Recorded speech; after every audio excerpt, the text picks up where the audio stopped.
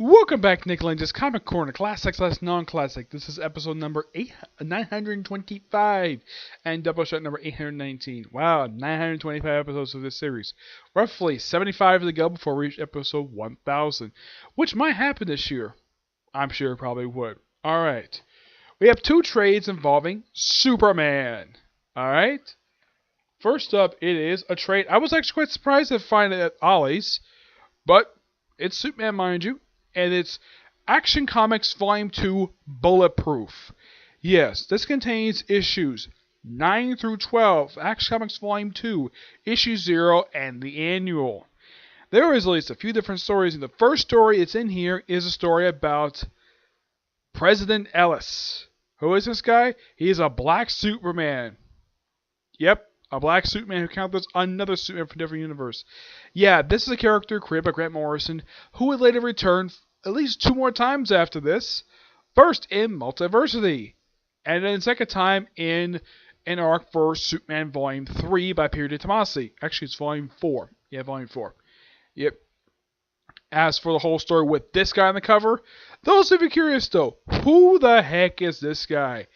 This is a guy named Adam Blake, aka Captain Comet. A character who made a debut back in the early 1950s. Simply put, he is the Superman of the 50s. Made his debut in the same comic as characters like Enchantress and Deadman. Yep. He's a character, I don't remember who created him, but after his debut, after his first few appearances, the guy disappeared for 20 years until Jerry Conway brought him back in the pages of Secret Society of Supervillains, who is a recurring character in that book. He's popped up now and again prior to him show up here. Last appearance prior to his action in the series Rebels by Tony Bedard. Awesome comic, I highly recommend it. The guy basically is mostly a space character. He's basically a human Superman who basically spends a lot of time in space. And he doesn't age. Yep. Though they refer to him in here as the Forgotten Superman, which I think is a little weird.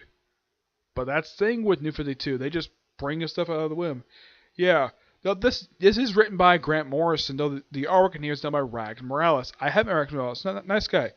Though Grant Morrison is the only writer on here. We also have Solly Flish and Max Landis. I was thinking, Max Landis, you mean the writer of Superman American Alien and the guy who has a YouTube channel? Yep, that same guy. He writes one of the stories in Superman Annual. Yeah. The stories in here are not that bad per se, but it's an odd set of things. But I know my friend Tibia does not like this run at all. He is not a big fan of Grant Morrison's run for Action Comics. I think this is still a pretty decent run, and I think bringing in Captain Comet was a really interesting idea. I mean, I know who he is because I've read comics for long. Though I've never read his first appearance, but I read a lot of comics with him in it. So I know who Captain Comet is. President Ellis, and his stuff was actually really good. It was thoroughly enjoyable to read. I even like the fact he has no Lex. He has, on his world, there's Lex Luthor, and he's white, not black. And he has a thing for trying to kill Superman. Though apparently in this world, Ellis, here's kind of the thing. The whole thing with Ellis being Superman, it's actually kept a secret. Now, Superman is known, but Ellis being Superman, that's actually kept a secret. I'm like, who better to be Superman than the President of the United States? I'm sure a lot of presidents would love being that, yeah. I'm giving this book roughly a 9 out of 10. Fantastic book. And they also have the debut of this guy. This guy is known as the Kryptonite Man. Yeah, he pops up for like one story and that's it. That's the thing with this guy. Yeah, that's all I think about this run. You have characters pop up like 1 or 2 issues and that's it. But Ragnar is not the only artist in here, though he's the main artist. You also have Brad Walker, Cully Hammer, Gene Ha, Ben Oliver, Cafu, Ryan Snook, Ryan Brent, Bob McLeod, and Andrew Hasney. The cover on here is done by Brad Morales and Brad Anderson, who was the colorist on here. So, I'm going to give this book roughly 9 out of 10. Alright, next up is a book. I do agree, the stories and the stuff in here is kind of bad. Especially since, well, out of the 3, now there were 3 limited series released in 2014. You have this series, Batman Eternal, and Earth 2 World's End. This by far, for a lot of people, was going to be the worst of the 3. I do kind of agree, but no one can deny this series has got fantastic artwork. But what series is this? Well, Though Linkari also did review this as part of his 500th episode last year. This is New 52 Future's End. This collects issues 31 to 48 of the weekly series. Yes. This book has got 4 writers. Yep, 4 writers. Not bad for a book like this. The writing here is done by Brian Azzarello, Jeff Lemire, Dan Jurgens, and Keith Giffen. No problem with these writers. They're great for writers. Though in the case of some of these writers, I think Lemire probably wrote a lot of the Green Arrow stuff. I think the Superman stuff was done by Dan Jurgens. Keith Giffen must have done the Justice League stuff. And as for Brian Azzarello, he probably wrote the Batman stuff. That's a possibility. Though here's the thing, book had a ton of artists on it. Even for these 18 issues, you got tons of artists. You have Scott Eden, Alan Goldman, Jack Herbert, Scott Knowles, Aaron Lepsey, Andy McDonald, Jesus Moreno, Freddie Williams II, Stephen Thompson, Patrick Zurcher, and Berto Porcelli. I think it's pronounced the name. The cover art here is done by Ryan Snook. Yep. And apparently this guy did all the covers for this series. Yeah. Mostly put for this particular series. Now, I've heard this has been considered to be the spiritual successor to the awfulness that was Countdown. But this does have something over Countdown. The editor was actually doing his damn job. Countdown, nope. And also, this thing also got praised though. The artwork is actually consistent in every issue. Unlike in 52, where half the time the artwork actually contradict each other. Yeah.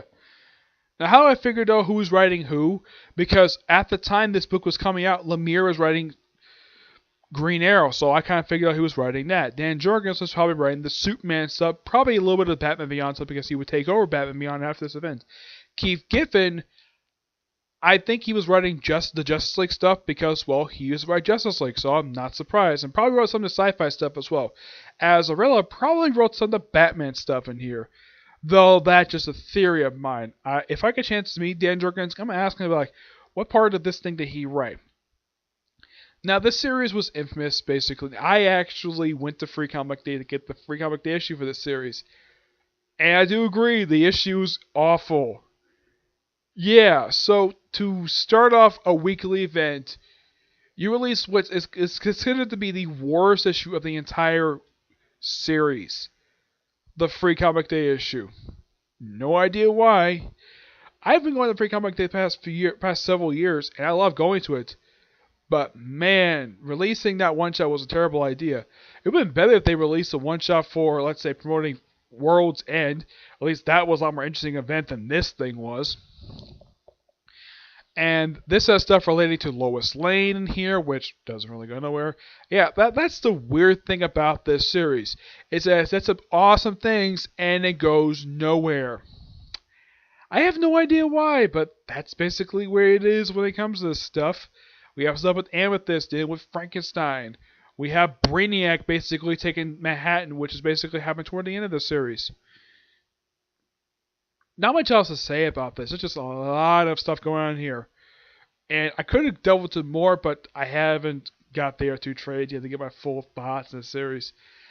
I don't think it's that terrible. I think it's a bit of a disappointment. Though here's kind of the thing when it comes to the series. Would the events of the series actually happen in DC Comics? No, it would not. It definitely won't. I'm going to give definitely the artwork a 10 out of 10 because it's really good here. The story is just bonkers at best. Yeah. Though the one-shots were actually slightly better than this. There were some bad one-shots, but there's a lot of really good ones.